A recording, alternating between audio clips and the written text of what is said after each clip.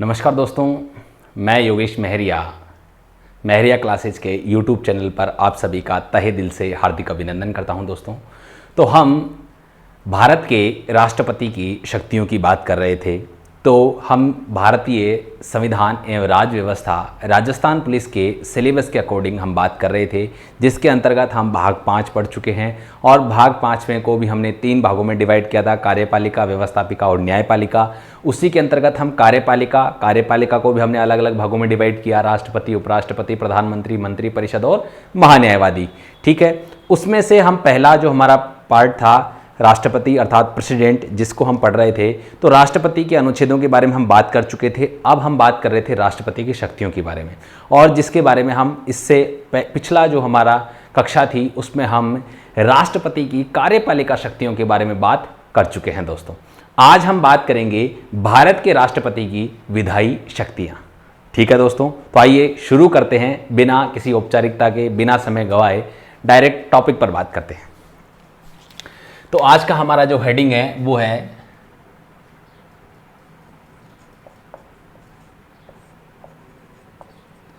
भारत के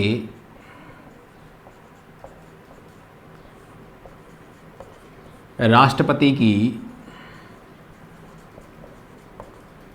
विधायी शक्तियां। ठीक है,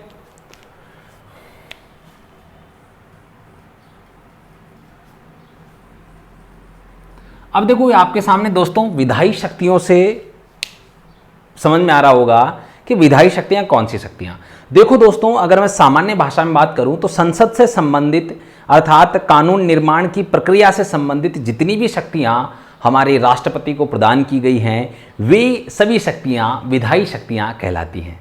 तो आइए हम एक एक अनुच्छेद पर बात करेंगे कि कौन सा अनुच्छेद क्या कहता है और किस प्रकार की विधायी शक्तियां भारत के राष्ट्रपति को प्रदान करता है। दोस्तों, तो सबसे पहले हम बात करेंगे भारतीय संविधान का अनुच्छेद 79। दोस्तों, अनुच्छेद 79 संसद के गठन का प्रावधान करता है। इसमें लिखा हुआ संसद का गठन। अब संसद का गठन कैसे होगा, इसी की डिस्क्रिप्शन में लिखा हुआ है, राष्ट्रपति व 2 सदनों। अब 2 सदन कौन कौन से? एक तो आपका राज्यसभा प्लस आपका लोकसभा। हमारे संसद के 2 सदन है, राज्यसभा, लोकसभा, को मिलाकर होगा संसद का गठन। राष्ट्रपति व 2 सदनों राज्यसभा लोकसभा को मिलाकर होगा। तो इससे यहां क्या बात निकल के आती है, हमसे जो सवाल पूछा जाता है वो सबसे पहले तो ये कि संसद का गठन होता है, तो सबसे पहले ऑप्शन में आपके सामने होगा लोकसभा, राज्यसभा, राष्ट्रपति, उपरोक्त सभी। इसका अर्थ है उपरोक्त सभी संसद में आते हैं। ठीक है, दूसरी चीज हमसे एक और सवाल पूछा जाता है कि संसद का अभिन्न अंग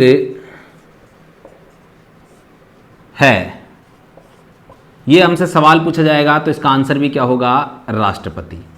तो आप इसको ऐसा लिख सकते हैं कि राष्ट्रपति संसद का अभिन्न अंग है। ठीक है, अभिन्न अंग नहीं लिखा दोस्तों, अंग लिखना पड़ेगा यहां पर। यानी कि संसद का अभिन्न अंग है कौन है, राष्ट्रपति। राष्ट्रपति संसद का अभिन्न अंग है, अभिन्न हिस्सा है, क्योंकि यह हमारे आर्टिकल 79 में साफ साफ बताया गया है कि राष्ट्रपति को मिलाकर ही संसद का गठन होगा, संसद के निर्माण की प्रक्रिया पूरी समझी जाएगी। यदि राष्ट्रपति को हम शामिल नहीं करेंगे तो ऐसी स्थिति में संसद का गठन नहीं होगा। क्योंकि मैं आपको यहीं क्लियर कर दूं, देखो संसद, हम बात करें राज्यसभा, लोकसभा, जो हमारे संसद के 2 सदन हैं, इनमें हमें कोई भी कानून बनाना होता है, मैंने कल आपको समझाया था, वहां पर कानून निर्माण की जो प्रक्रिया होती है उसमें सदन किसी भी प्रस्ताव को पारित जरूर कर सकते हैं, लेकिन पारित करने के बाद में भी वो कानून नहीं बनता है, अर्थात वो अधिनियम नहीं बनता है। जब तक भारत के राष्ट्रपति उस पर हस्ताक्षर नहीं करते हैं तब तक वो किसी एक्ट के रूप में नहीं बदलेगा, तब तक वो अधिनियम के रूप में नहीं आएगा, तब तक वो कानून नहीं बनेगा दोस्तों। तो भारत के राष्ट्रपति की अनुमति से या उसके हस्ताक्षर से ही कोई भी विधेयक या प्रस्ताव, एक अधिनियम, कानून का निर्माण लेता है दोस्तों। इसीलिए हमारा अनुच्छेद 79 में यहां साफ साफ बताया गया है कि राष्ट्रपति संसद का अभिन्न अंग है, अभिन्न हिस्सा है दोस्तों। ठीक है, क्लियर है। तो हम बात करते हैं अब अगले अनुच्छेद की तरफ, और हम अगला अनुच्छेद पढ़ेंगे अनुच्छेद 80। राष्ट्रपति की विधायी शक्तियों के अंदर हम बात करने वाले हैं अनुच्छेद 80 की। अनुच्छेद 80 क्या कहता है? अनुच्छेद 80 कहता है राज्यसभा की संरचना। अनुच्छेद 80 क्या कहता है दोस्तों? राज्यसभा की संरचना। अब राज्यसभा की संरचना, इसके अंदर देखो दोस्तों, राज्यसभा की संरचना में यह बताया गया है कि यहां पर राज्यसभा के अंदर कुल कितने सदस्य होंगे, कितने मनोनीत होंगे, कितने निर्वाचित होंगे, उनका निर्वाचन किस प्रकार होगा, उनका मनोनयन कौन करेगा, और जो मनोनीत होंगे वो कौन कौन से क्षेत्रों से होंगे। तो इसमें पूरी राज्यसभा की जो सदस्य संख्या है उसके बारे में और उसके निर्वाचन के बारे में पूरी जानकारी यहाँ पर दी गई है। ठीक है, तो मैं आपको बता के सुना दूं कि इसमें यह बताया गया है कि 238 सदस्य होंगे, 238 सदस्य होंगे जो निर्वाचित होंगे, और 12 सदस्य मनोनीत होंगे, अर्थात अधिकतम 250 सदस्य होंगे, ऐसा इस अनुच्छेद में बताया गया है। और जो 238 सदस्य निर्वाचित होंगे वो राज्य व संघ राज्य क्षेत्रों से निर्वाचित होंगे, ऐसा भी इस अनुच्छेद में लिखा गया है आगे। और इसमें एक और बात की गई है कि जो 12 सदस्य मनोनीत होंगे वे भारत के राष्ट्रपति द्वारा मनोनीत किए जाएंगे। ठीक है, वे कौन से क्षेत्रों से होंगे? तो वे, मैं आपको बता दूं, साहित्य, विज्ञान, कला और समाज सेवा, ये 4 जो क्षेत्रों हैं इन क्षेत्रों से होगा। तो इन क्षेत्रों का वर्णन भी इसी में किया गया है। तो आइए दोस्तों, हमारे यहाँ राष्ट्रपति की विधायी शक्तियों में हम सिर्फ 2 ही चीजें पढ़ेंगे। पहली चीज हम यहाँ पढ़ने वाले हैं कि भारत के राष्ट्रपति कितने सदस्यों को मनोनीत करते हैं राज्यसभा में? 12 सदस्यों को। कौन से क्षेत्रों से करेंगे? 4 क्षेत्रों से। तो उनके बारे में हम यहाँ पर बात करेंगे दोस्तों। बाकी राज्यसभा की संरचना हम जब भारतीय संसद पढ़ेंगे तो उस समय इसके बारे में अच्छे से बात करेंगे। और तो यहां पर हमारा जो अनुच्छेद 80(1) क है, इसमें बताया गया है, इसमें कहा गया है कि राष्ट्रपति द्वारा बारह सदस्यों का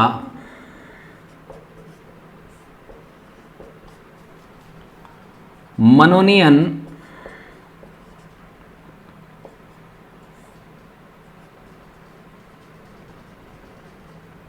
राज्यसभा में किया जाएगा।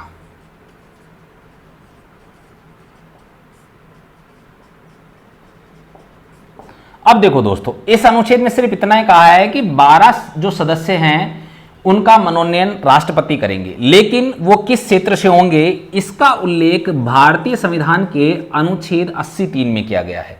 और यहां बताया गया है दोस्तों कि कला, विज्ञान,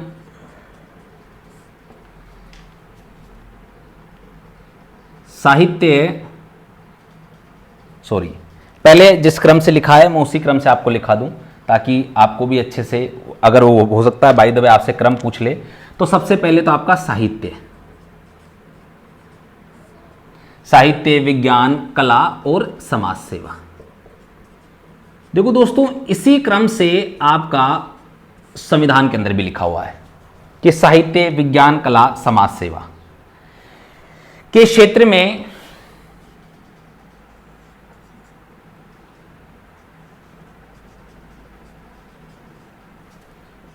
विशेष ज्ञान व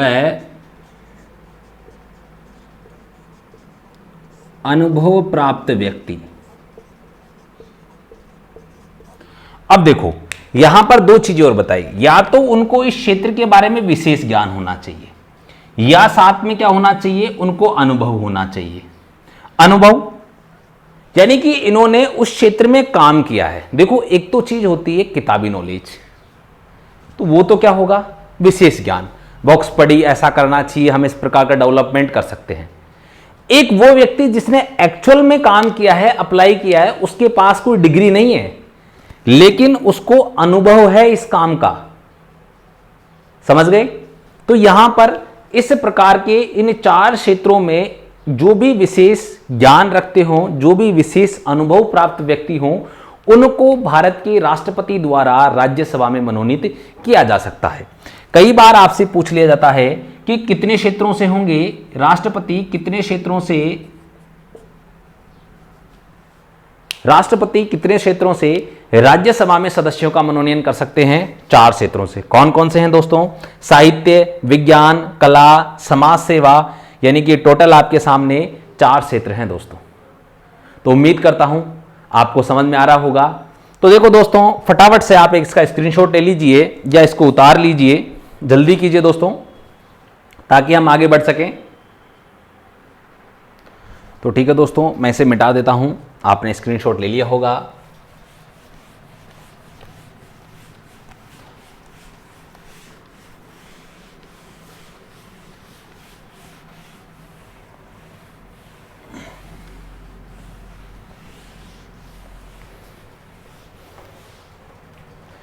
देखिए दोस्तों, अब हम बात करेंगे अनुच्छेद 80 के बाद अनुच्छेद 85 की। लेकिन उससे पहले मैं आपको बता देना चाहता हूं, जैसा मैं बोर्ड पर लिख रहा हूं वैसे ही सवाल आपके एग्जाम्स में पूछे जाते हैं दोस्तों। आप पुराने पेपर्स उठा के देख सकते हैं, आपको same to same as a ditto सारे सवाल आपको मिलेंगे और आपके जो सवाल हैं वो इन्हीं टॉपिक्स में हैं और सीधे सीधे आपसे पूछे जाते हैं दोस्तों। तो आप बड़ा ध्यान लगाकर पूरा कक्षा का आनंद लीजिए, क्योंकि सवाल जो हैं आपकी नज़रों के सामने से निकलने वाले हैं और यदि आपने यहाँ ढंग से पढ़ लिया तो मैं दावे के साथ कह सकता हूँ कि एग्ज़ाम में आप एक भी सवाल गलत करके नहीं आएंगे। क्योंकि पटवार, रीट, पुलिस कांस्टेबल अर्थात सी और डी ग्रुप के जितने भी एग्ज़ाम्स होते हैं उनमें से एक भी एग्ज़ाम में आप गलत सवाल नहीं करेंगे। देखो, आगामी जो फर्स्ट ग्रेड होता है या हम बात करें आरएस की या हम बात करें सेकंड ग्रेड की, तो उस लेवल के एग्जाम्स में थोड़ा एडवांस पढ़ना पड़ता है, ठीक है। लेकिन हमारा जो स्तर है वो इतना उन्नत है कि यहाँ से एक भी सवाल बाहर जाने का कोई गुंजाइश नहीं है, ठीक है दोस्तों। तो आइए हम बात करते हैं अनुच्छेद 85 की।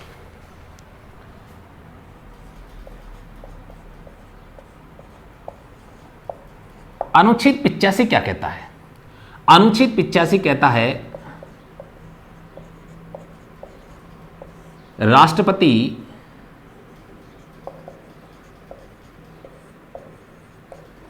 संसद का 17वां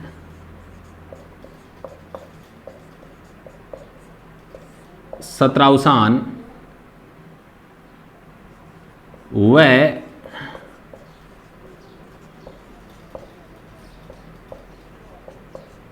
लोकसभा को भंग कर सकता है।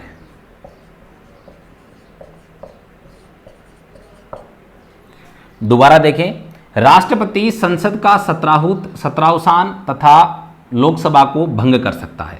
मैंने आपके सामने कुछ शब्द लिखे। अब देखो, यहां पर जो आपका 17वां है इसका अर्थ मैं आपके सामने लिखना जा रहा हूं, अर्थात संसद के सत्र को बुलाता है।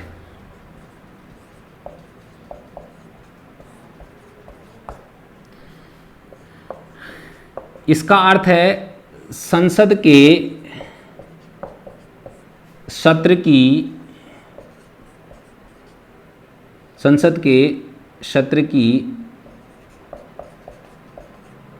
समाप्ति की घोषणा करता है या संसद के सत्र को समाप्त करता है। 17वां, देखो दोस्तों, इसको आप सामान्य परिचय में पढ़ें। देखो, ये जो लाइन है इसको एक बार आप पुनः दोहराओ, आपके दिमाग में, मैं आपको कह रहा हूं, आपको अच्छे से याद होगा। देखना, काफ़ी इंपॉर्टेंट चीज़ है ये। राष्ट्रपति संसद का सत्रावसान व लोकसभा को भंग कर सकता है। मैंने इसका अर्थ बताया, संसद के सत्र को बुलाता है, और सत्रावसान का अर्थ है सत्र के समाप्ति की घोषणा करता है, अर्थात संसद के सत्र को समाप्त करता है। अब आप कहेंगे सर संसद के सत्र को समाप्त कैसे किया जा सकता है, या संसद के सत्र को समाप्त क्यों करता है, संसद का सत्र क्यों बुलाता है।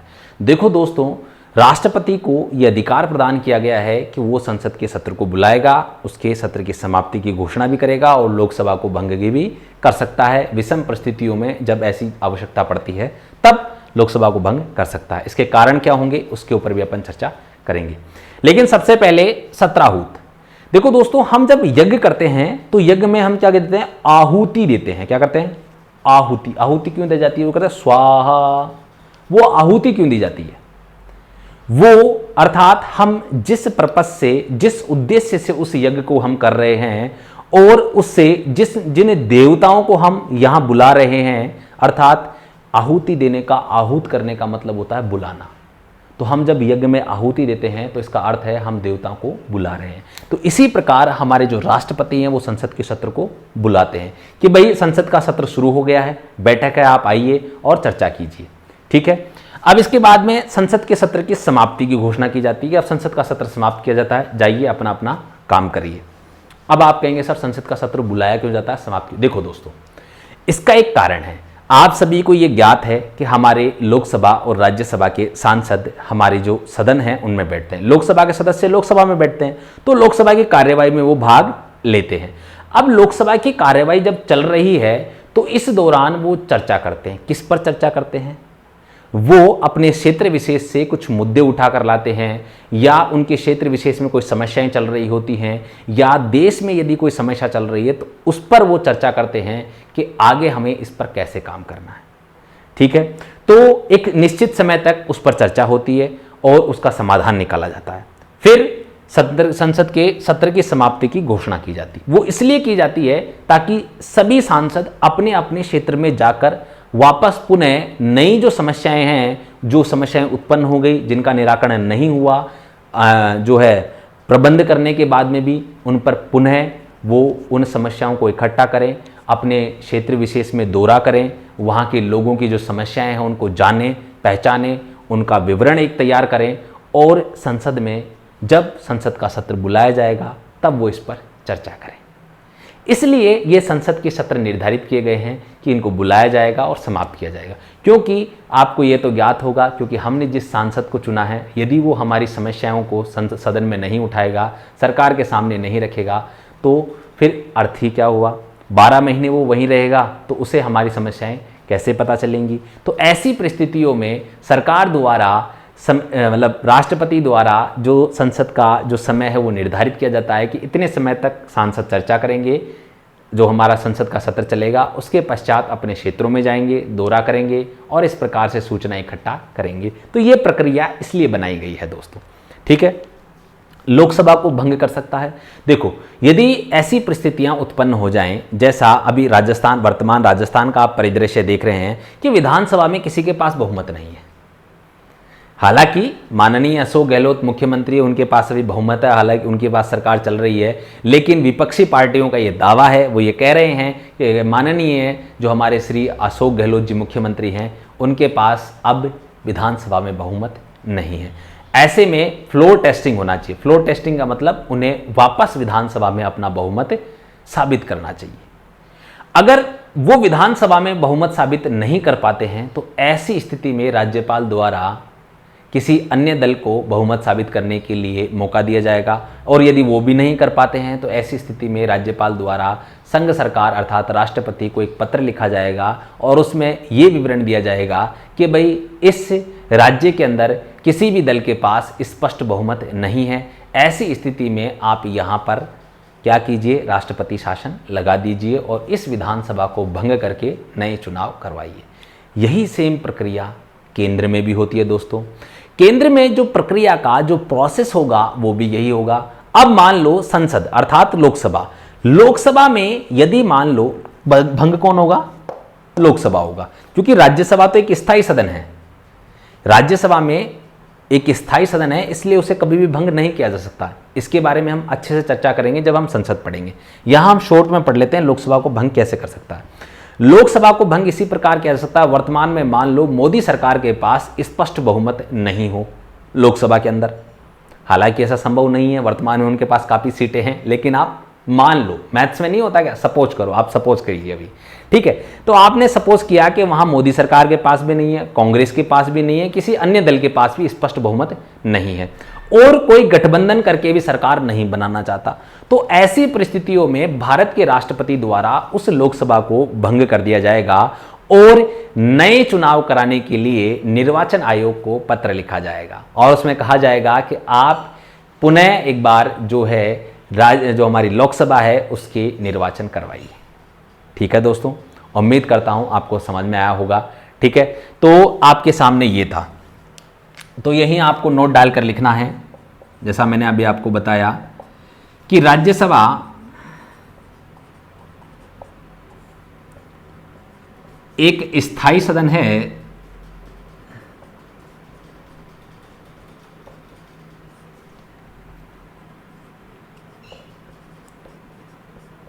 इस कारण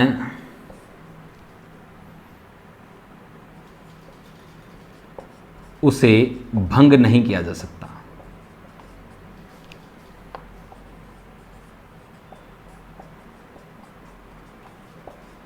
अब देखो दोस्तों, यहां जो आपका सवाल बनता था वो यही बनता था कि लोकसभा को भंग कौन करता है। तो लोकसभा को भंग कौन करता है दोस्तों? राष्ट्रपति करता है। बस आपके जो सवाल बनते हैं सीधे सीधे वही बनते हैं। संसद के सत्र को आहूत कौन करता है? राष्ट्रपति। संसद के सत्र की समाप्ति की घोषणा कौन करता है? राष्ट्रपति। आपके सामने वहां लिखा होगा लोकसभा अध्यक्ष, तो आपके दिमाग में सबसे पहला ही ऑप्शन लोकसभा अध्यक्ष होगा और आप क्या होंगे? कंफ्यूज हो जाएंगे मेरे दोस्तों। तो आपको कंफ्यूज नहीं होना है, आपको एक्यूरेट आंसर, आपको आंसर याद रखना है। और आंसर क्या है? आंसर है भारत के राष्ट्रपति ही संसद के सत्र को बुलाते हैं और उसकी समाप्ति की घोषणा करते हैं, और साथ ही में लोकसभा को भंग भी भारत के राष्ट्रपति द्वारा किया जाता है। लेकिन यहां पर आपको एक और चीज याद रखनी है, सदन को स्थगित कौन करता है? अगर वो आपसे पूछ ले कि संसद के सत्र को बुलाता है, संसद के सत्र का सत्राहूत, संसद के सत्र का सत्रावसान, लोकसभा को भंग करना, और यहां पे यदि मैं आपको एक बात बताऊं, एक विशेष पॉइंट आप लिखें, जो लोकसभा अध्यक्ष है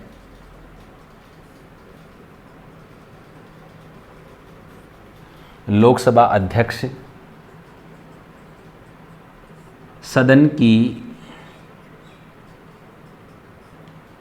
सभा को स्थगित कर सकता है, स्थगित कर सकता है या करता है। ये याद रखना, सदन की सभा को स्थगित कौन करता है या सदन का स्थगन कौन करता है, तो ये उस सदन के संबंधित सभापति द्वारा किया जाता है। लोकसभा में यदि होगा तो लोकसभा अध्यक्ष करेंगे, और राज्यसभा में होगा तो राज्यसभा के सभापति उस कार्यवाही को कुछ समय के लिए क्या कर सकते हैं? स्थगित कर सकते हैं। आपने कई बार डिबेट या चर्चा सुनी होगी, तो उस चर्चा में आपको ये बताया जाता है कि सदन की कार्यवाही 2 बजे तक स्थगित की जाती है। तो वो कौन करता है? वो उस सदन के जो सभापति होते हैं उसके द्वारा संपन्न होती है। राज्यसभा में राज्यसभा और लोकसभा में लोकसभा अध्यक्ष के द्वारा ये संपन्न होगी। ठीक है, यहां पर राष्ट्रपति का कोई रोल नहीं है, और आपको ऑप्शन में ये 4 ऑप्शन यही होंगे। निम्न में से राष्ट्रपति कौन सा कार्य नहीं करता है? संसद का सत्राहूत, संसद का सत्रावसान, सदन की सभा को स्थगित, और आखिरी होता है लोकसभा को भंग करता है। तो कौन सा नहीं होगा? सदन की सभा को स्थगित सदन का सभापति करता है दोस्तों। ठीक है, तो उम्मीद करता हूं दोस्तों आपको समझ में आ रहा होगा। तो अब यहां पर एक और जो काफी इंपॉर्टेंट पॉइंट हमारा है उसके बारे में हम बात कर लेते हैं। जब भारत का राष्ट्रपति संसद को बुलाता है तो इसी अनुच्छेद में साफ साफ लिखा गया है कि संसद के 2 सत्रों के मध्य, संसद के 2 सत्रों के मध्य, संसद के 2 सत्रों के मध्य 6 माह से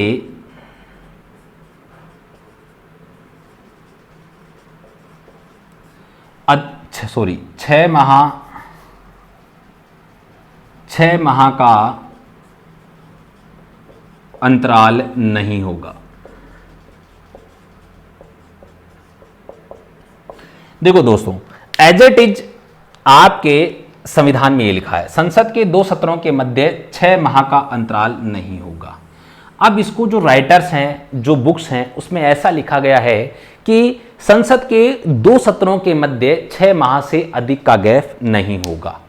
ठीक है, एक बार के लिए अपन उसको सही भी मान लेते हैं और एग्जाम्स में ऐसा पूछा भी जाता रहा है। ऐसा नहीं है कि राइटर्स ने अपनी मर्जी से लिख दिया, कई बार एग्जाम्स में ऐसा पूछा है कि संसद के 2 सत्रों के मध्य कितने माह से अधिक का गैप नहीं होगा, 6 माह से अधिक का गैप नहीं होगा। यानी कि अब संसद, जो हम बात करें संसद के प्रथम सत्र की जो पहली बैठक है उससे और जो अंतिम बैठक है उसके मध्य में 6 महीने से पहला सत्र जो समाप्त हुआ वो और अगला सत्र जो प्रारंभ होगा उसके मध्य में 6 माह से अधिक का गैप नहीं होना चाहिए, यह प्रावधान करता है। ठीक है, तो अधिकतम कितना हो सकता है, 6 महीने का गैप हो सकता है संसद के 2 सत्रों के मध्य। तो इससे एक और बात यहां निकल के आती है जिसे हम नोट डाल के पढ़ेंगे। इसका मतलब कई बार एग्जाम्स में सवाल पूछा जाता रहा है, वो पूछा जाता है कि एक वर्ष में संसद के कितने सत्र आयोजित करना अनिवार्य है। तो मैं यहां आपको बता दूं, एक वर्ष में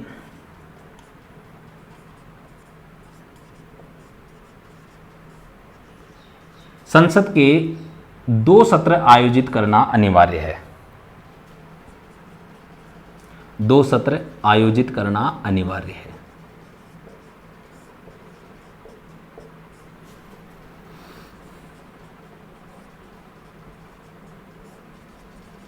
ठीक है, ये आपको ऊपर वाली लाइन से क्लियर हो गया होगा कि संसद के 2 सत्रों के मध्य 6 माह का गैप नहीं होगा, तो 12 महीने में 2 सत्र तो बुलाने पड़ेंगे। ठीक है, इसी प्रकार वो पूछ ले कि 18 महीनों में या 2 वर्ष में, तो 2 वर्ष में अनिवार्य रूप से 4 सत्र होना अनिवार्य है। ठीक है, तो इस प्रकार से आप थोड़ा ध्यान रखिए, क्योंकि कई बार क्या होता है, एग्जामिनर आपका जो एक तरीके से रीजनिंग वाला कंसेप्ट चेक करने के लिए इस प्रकार के सवाल देता है और आप रट के जाते हैं और फिर एग्जाम में कंफ्यूजन हो जाता है कि यार कौन सा था, कौन सा सही था।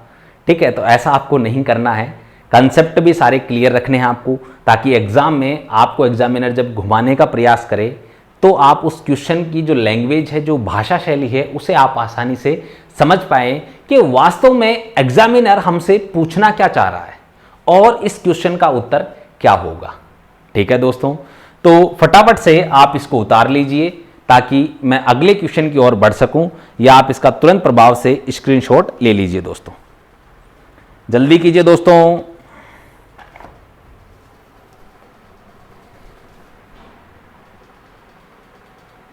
तो दोस्तों मिटा देता हूं मैं, आपने लिख लिया होगा या आपने स्क्रीनशॉट ले लिया होगा।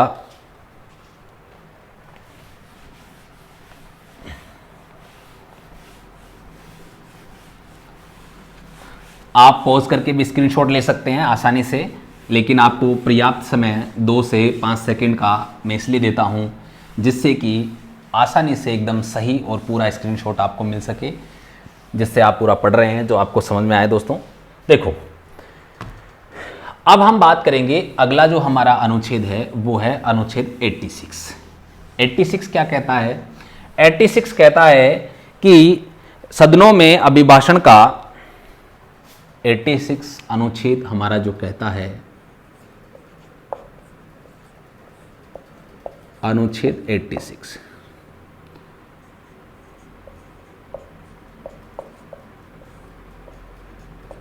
सदनों में अभिभाषण का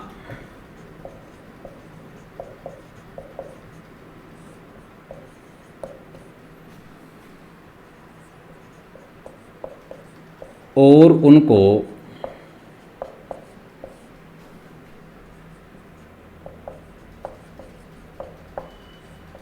संदेश भेजने का, और उनको संदेश भेजने का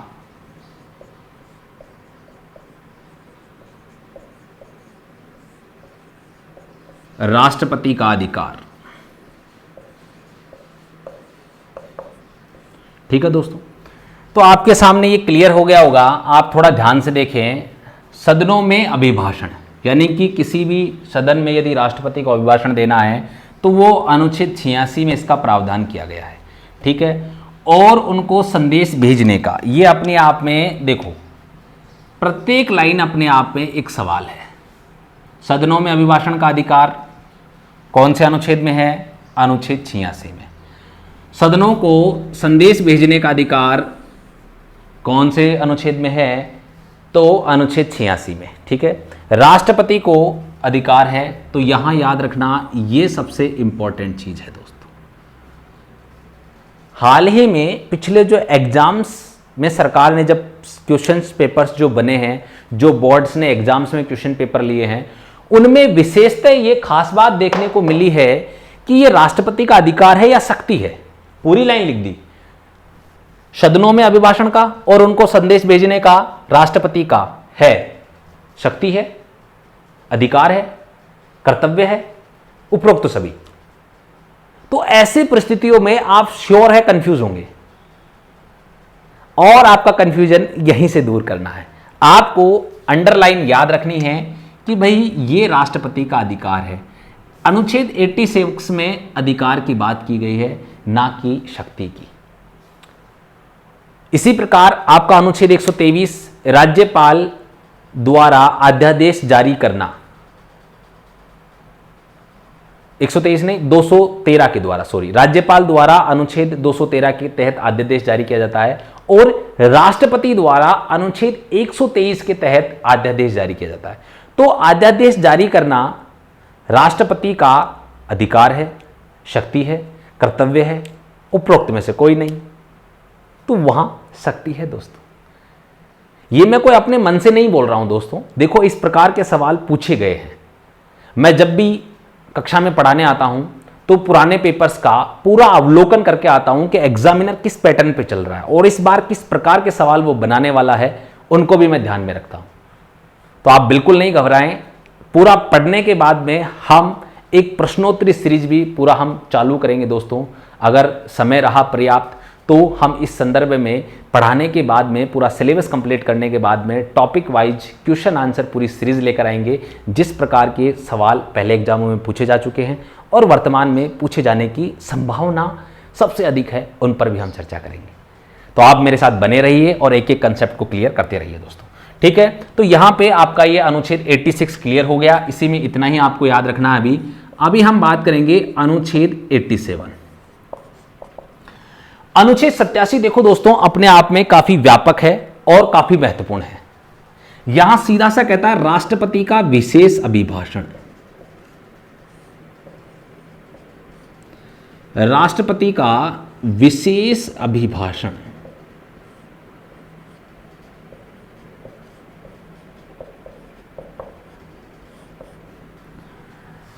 और ये हर दूसरे एग्जाम में इस अनुच्छेद से सवाल आता ही आता है कि राष्ट्रपति का विशेष अभिभाषण।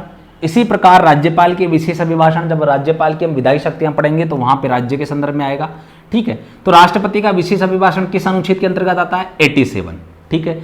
इसके बाद में विशेष अभिभाषण का अर्थ, अब देखो नाम से ही प्रतीत हो रहा है कि विशेष अभिभाषण है साहब। तो विशेष अभिभाषण, इसके लिए कोई विशेष मौका चाहिए, कोई विशेष अवसर होगा, तभी तभी राष्ट्रपति ऐसा क्या करेगा? अभिभाषण देगा। वो सामान्य परिस्थितियों में है। ये कौन सी परिस्थितियों में है? विशेष परिस्थितियों की बात करता है दोस्तों ये।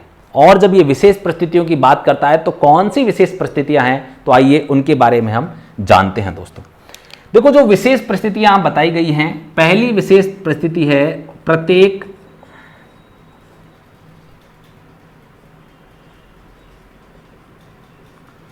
नवीन लोकसभा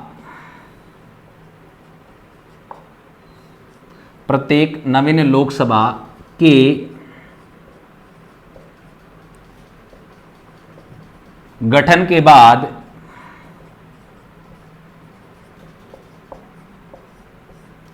होने वाले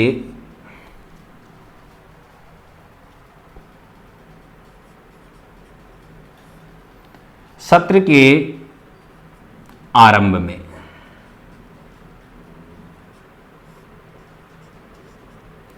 ध्यान से देखो दोस्तों, प्रत्येक नवीन लोकसभा के गठन के बाद होने वाले सत्र के आरंभ में, यानी कि जब भी नवीन लोकसभा का गठन होगा, और नवीन लोकसभा गठन कब होता है दोस्तों, देखो जब हमारे लोकसभा के चुनाव होते हैं दोस्तों, और लोकसभा के चुनाव होने के पश्चात जब संसद की पहली बैठक अर्थात लोकसभा की पहली बैठक आयोजित की जाती है, उस समय राष्ट्रपति के द्वारा उस समय विशेष अभिभाषण दिया जाता है, क्योंकि उस लोकसभा का वो कौन सा सत्र होता है, पहला सत्र होता है, प्रथम सत्र होता है, और उसी के आरंभ में मैं आपको यहां पर याद दिला दूं, भारत के राष्ट्रपति द्वारा अभिभाषण दिया जाता है। ठीक है, तो पहला तो विशेष मौका ये हो गया। अब दूसरा विशेष मौका कौन सा है? दूसरा विशेष मौका है प्रत्येक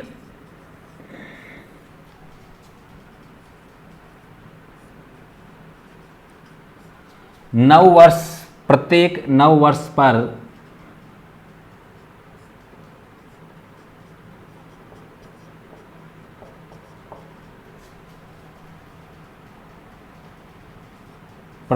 वर्ष पर आयोजित होने वाले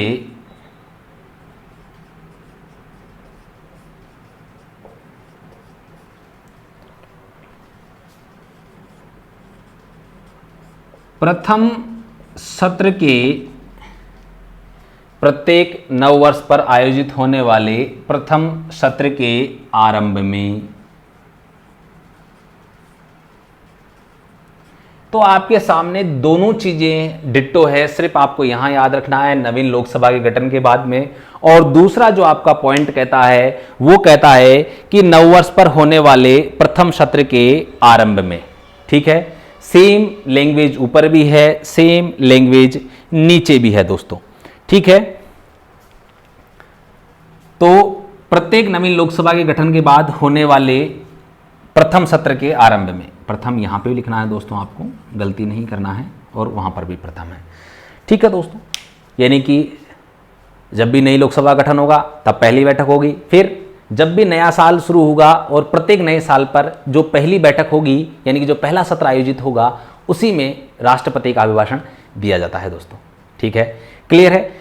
यहां पे हम एक और बात करने वाले हैं दोस्तों।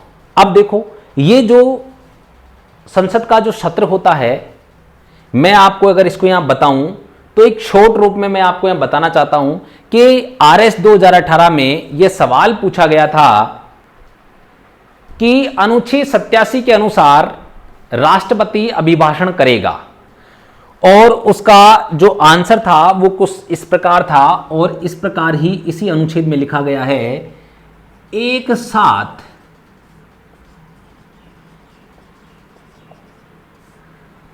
साथ समवेत संसद के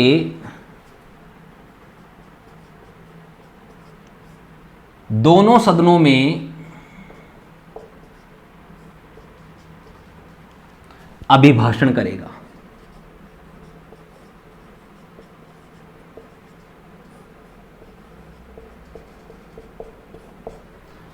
देखो दोस्तों, अभी तक तो यहीं तक सवाल पूछे जाते रहे थे, और पटवार पुलिस वगैरह में सारे यहीं तक पूछे जाते हैं, लेकिन आरएस में उसने एक कदम आगे बढ़ते हुए इसी अनुच्छेद में ये लाइन लिखी हुई है, उसने ये पूछ लिया कि अनुच्छेद 87 के अनुसार राष्ट्रपति अभिभाषण कहां करेगा? लोकसभा में, संसद के संयुक्त अधिवेशन में, संसद के संयुक्त बैठकों में, एक साथ संसद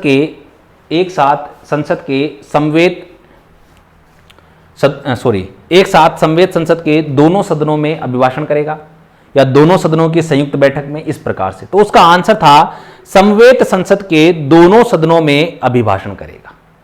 ठीक है, यानी कि एक साथ जो समवेत संसद है, यानी कि जो संसद की एक साथ बैठक हुई है विशेष मौकों पर, उस समय जब राष्ट्रपति इस प्रकार का अभिभाषण देता है तो उसे हम कहते हैं समवेत संसद के दोनों सदनों में अभिभाषण करेगा। और जब इस प्रकार से दोस्तों अभिभाषण होता है, आपने पढ़ा होगा अच्छे से, मैं साइड में हो गया था इसलिए आपको ये पूरा पढ़ना चाहिए। अब मैं आपको बताऊं यहां पर जब इस प्रकार की बैठक होती है, इस प्रकार का आयोजन होता है, तो आपको मैं बता दूं उस समय भारत के राष्ट्रपति मध्य में बैठते हैं और उनके दाईं तरफ भारत के उपराष्ट्रपति यानी कि राज्यसभा के सभापति बैठते हैं और बाईं तरफ लोकसभा अध्यक्ष बैठते हैं दोस्तों। ठीक है, कभी भी देखना आप इस प्रकार का जब भी अभिभाषण होगा तो मैं यहां आपको बता देता हूं पी से प्रेसिडेंट। ठीक है, तो अगर हम बात करें जैसे मैं खड़ा हूं, ये तो हो गया दायां और ये हो गया बायां।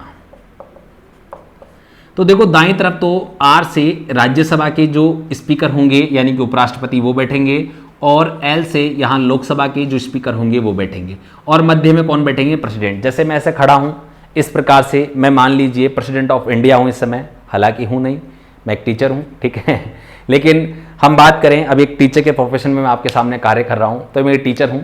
ठीक है, यदि आप किसी अन्य प्रोफेशन में काम करेंगे तो आपके अपने प्रोफेशन के अनुसार आप जाने जाते हैं। तो मैं यहाँ कार्य कर रहा हूँ, मैं राष्ट्रपति हूँ, सपोज कर लीजिए मैं यहाँ बैठा हूँ, तो मेरे दाईं तरफ आपके वाइस प्रेसिडेंट बैठेंगे और बाईं तरफ जो हमारे लोकसभा अध्यक्ष बैठेंगे। तो स्पेशली जब संविधान संशोधनों का दोनों विशेष अभिभाषण होता है तभी ऐसे अधिकतर मौकों पर इस प्रकार की जो बैठक का आयोजन किया जाता है दोस्तों। ठीक है, इसी के बाद में मैं यहाँ आपको क्लियर कर देना चाहता हूँ, थोड़ा सा मैं इधर नोट डाल के यहीं लिखवा देता हूँ, आप लिख लेना इसको।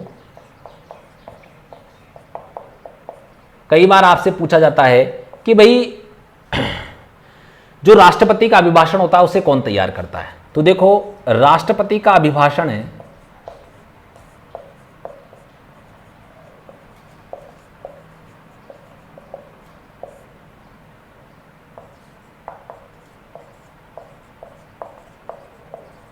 मंत्रिपरिषद द्वारा तैयार किया जाता है।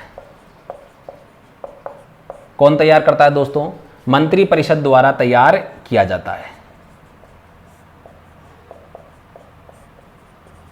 पहली बात तो ये।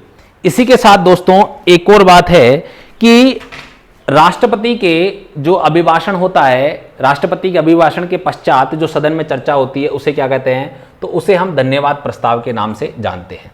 अर्थात राष्ट्रपति के अभिभाषण के बाद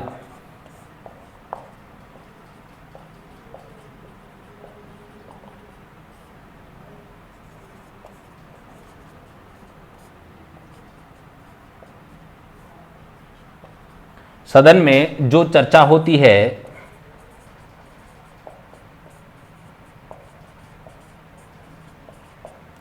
उसे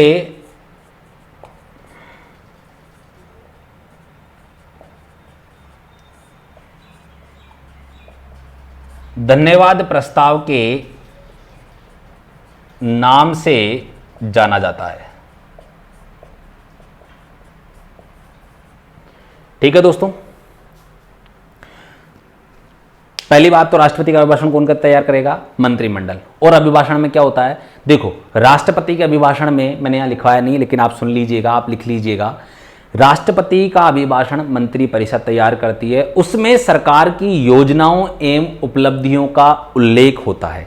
जो सरकार की योजनाएं हैं, जो सरकार ने कार्य किए हैं कि सरकार ने इस समय में इतना काम किया, ऐसा काम किया, इतना अच्छा काम किया, उसकी जो उपलब्धियां हैं, उसका जो गुणगान है, उनका सरकार का जो बखान है, वो कहाँ होता है? वो राष्ट्रपति के अभिभाषण में होता है। ठीक है, और उस अभिभाषण राष्ट्रपति जब अपना समाप्त करके जाते हैं उसके बाद में सदन में उस पर चर्चा होती है और उस पर जो चर्चा होती है उसे हम धन्यवाद प्रस्ताव के नाम से जानते हैं कि राष्ट्रपति जी आपका बहुत बहुत आभार, आपने हमें बताया कि सरकार की क्या उपलब्धियां पिछले 1 वर्ष में रही। ठीक है, तो देखो दोस्तों फटाफट से आप इसका एक स्क्रीनशॉट ले लीजिए ताकि हम अगले पॉइंट पर बात कर सके। दोस्तों जल्दी कीजिए।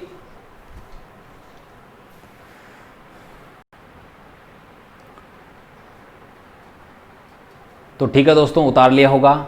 अब मैं इसे मिटा देता हूं ताकि अब हम जो बात करने वाले हैं वो बात करेंगे हम अनुच्छेद 99। और अनुच्छेद 99 जिस बात का प्रावधान करता है वो है दोस्तों संसद के जो हमारे सदस्य हैं उनकी शपथ का प्रावधान अनुच्छेद 99 में किया गया है। अनुच्छेद 99 में जब संसद के सदस्य शपथ लेंगे तो वो किसके समक्ष लेते हैं, कौन उन्हें शपथ दिलाएगा, इस बात का प्रावधान उसमें किया गया है। तो तो इसको भी हम राष्ट्रपति की विधायी शक्तियों के तौर पे हम इसको देखते हैं।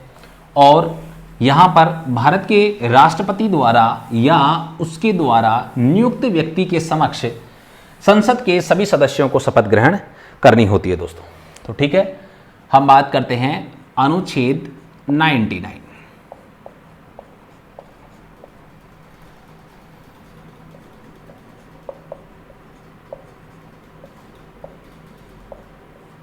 संसद का प्रत्येक सदस्य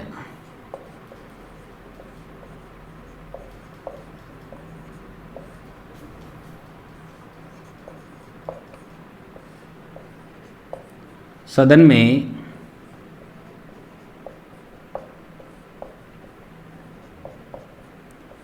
अपना स्थान ग्रहण करने से पूर्व भारत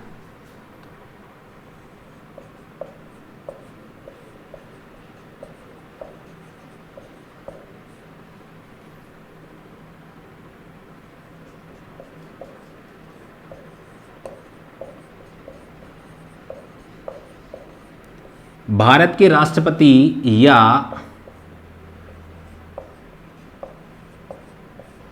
उसके द्वारा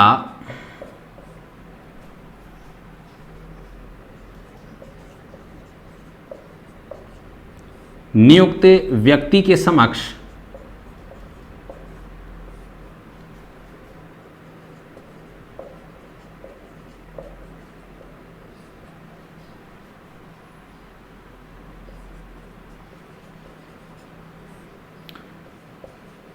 शपथ ग्रहण करता है।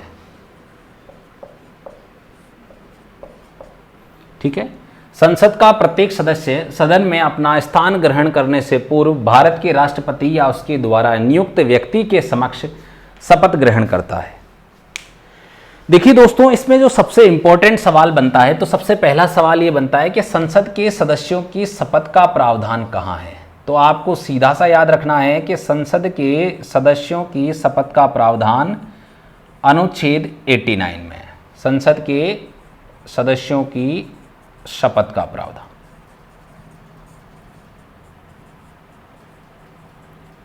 ठीक है, अब वो पूछ ले लोकसभा के सदस्यों की शपथ का प्रावधान, तो भी 99 में है। अगर वो पूछ ले राज्यसभा की, तब भी वो 99 में है। ठीक है, संसद यानी कि जो हमारे दोनों सदन हैं, हम बात करें राज्यसभा और लोकसभा, इन दोनों के जो भी सदस्य होंगे उनको अनुच्छेद 99 के अनुसार शपथ दिलाई जाएगी। ठीक है, अनुच्छेद 99 में शपथ का प्रावधान है कि शपथ ग्रहण करें। किसके समक्ष करेंगे, कौन दिलाएगा? तो सबसे पहले तो राष्ट्रपति। अब अगर राष्ट्रपति नहीं दिलाएंगे तो कौन दिलाएगा? कि उनके द्वारा नियुक्त व्यक्ति। और हमारा सवाल यहीं से बनता है कि संसद के सदस्यों को शपथ दिलाता है।